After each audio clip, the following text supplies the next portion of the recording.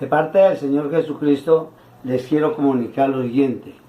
Yo me llamo Huertino Martínez Toro y yo fui 18 años pastor de la Iglesia Pentecostal Unida de Colombia, que esta iglesia tiene 80 años de haber cumplido aquí en Colombia y se ha celebrado los 80 años de edad que tiene esta iglesia. Pero yo en la Biblia, yo tuve un llamamiento sobrenatural, como el que tuvo Saulo de Tarso en el capítulo 9 de los Hechos. Ahí está el testimonio de Saulo. ¿Quién fue Saulo y quién es ahora Pablo? Ahora es Pablo, que tiene 3 epístolas inspiradas por el Espíritu Santo para enseñar a la iglesia. Y él aprendió la revelación y visión de Dios. Él subió hasta el tercer cielo y escuchó palabras de Jesucristo que no les ha oído al hombre saber. Pero en la Biblia encontramos 7 maneras de orar, según la Biblia. Hay que pedir al Señor, decía el Salmo 33:3, clama a mí y yo te responderé y te haré cosas grandes y ocultas que tú no conoces. Ahí hay misterios para aprender y secretos de Dios, ocultos, que solamente el que clama a Él. Y hay otro que dice, Dios es Espíritu, San Juan 4:24, Dios es Espíritu. Y los que adoran al Espíritu y en verdad es necesario que le adoren. Pero hay otro que dice que el que pide recibe, el que llama se le abrirá y el que busca se le abrirá. Y la Biblia dice, orando con toda oración y súplica por todos los santos. Y por mí, dice San Pablo, para que a fin de abrir mi boca me sea la palabra para dar a conocer con denuedo el misterio del Evangelio. Entonces, según la Biblia, les quiero explicar, yo como pentecostal, Unidad de Colombia, tengo el verdadero mensaje que tiene que sonarse, tiene que oírse en todo el mundo, y yo voy para eso, porque la Biblia dice, capítulo 24 de Lucas, versículo 24, y que le predicase en su nombre el arrepentimiento y el perdón de pecados en todas las naciones, comenzando desde Jerusalén. Y vosotros sois testigos de estas cosas. Aquí yo enviaré la promesa de mi Padre sobre nosotros, pero quedaos en Jerusalén hasta que recibáis el poder de lo alto. Entonces, él mandó a predicar su doctrina, su mensaje en el nombre de Jesús. Y Dios no tenía nombre. La Biblia dice que Dios es Espíritu y que el Espíritu de Dios se movía sobre las aguas. En Génesis capítulo 1 y en San Juan 4:24.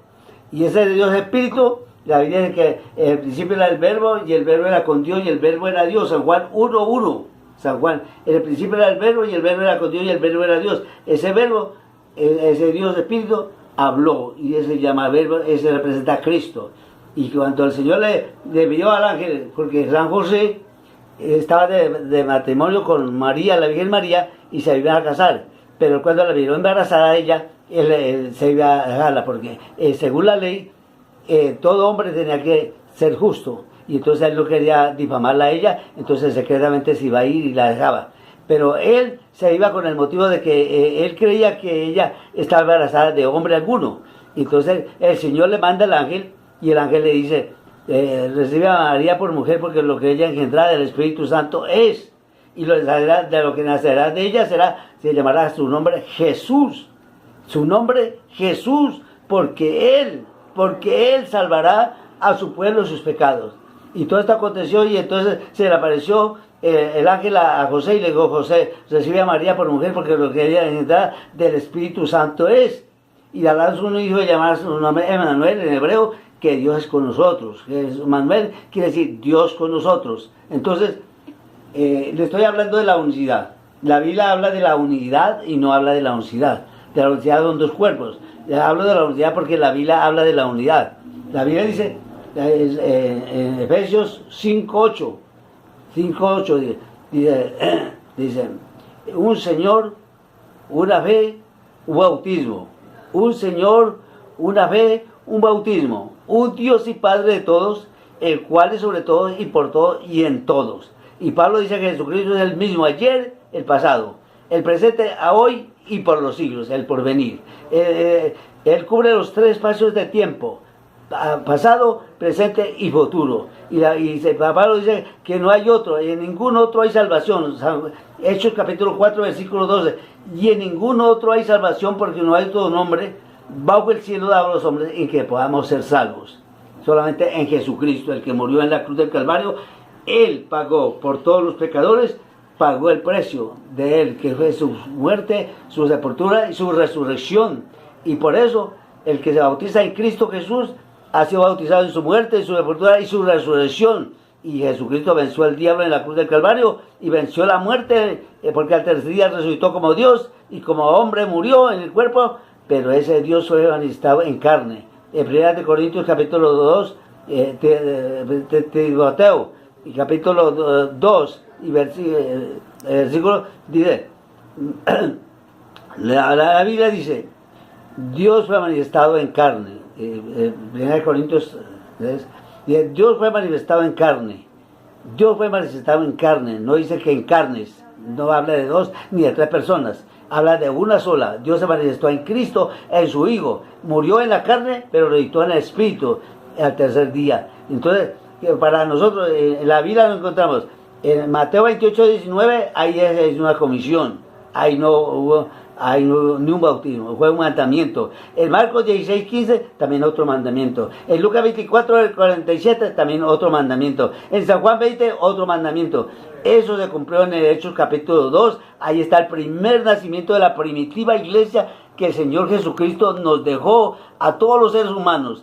La iglesia de Él es el cuerpo de Cristo, es el fundamento. En la enseñanza son las bases principales de nuestro Señor Jesucristo. Efesios 2:20 dice, edificado sobre el fundamento de apóstoles y profetas, siendo la principal piedra del ángulo Jesucristo mismo. Y según San Juan, 1 Juan 5:20 dice, pero el Hijo de Dios ha venido y nos ha dado entendimiento para conocer al que es verdadero, y estamos en el verdadero, en su Hijo Jesucristo. Dice San Juan, es el verdadero Dios y la vida eterna.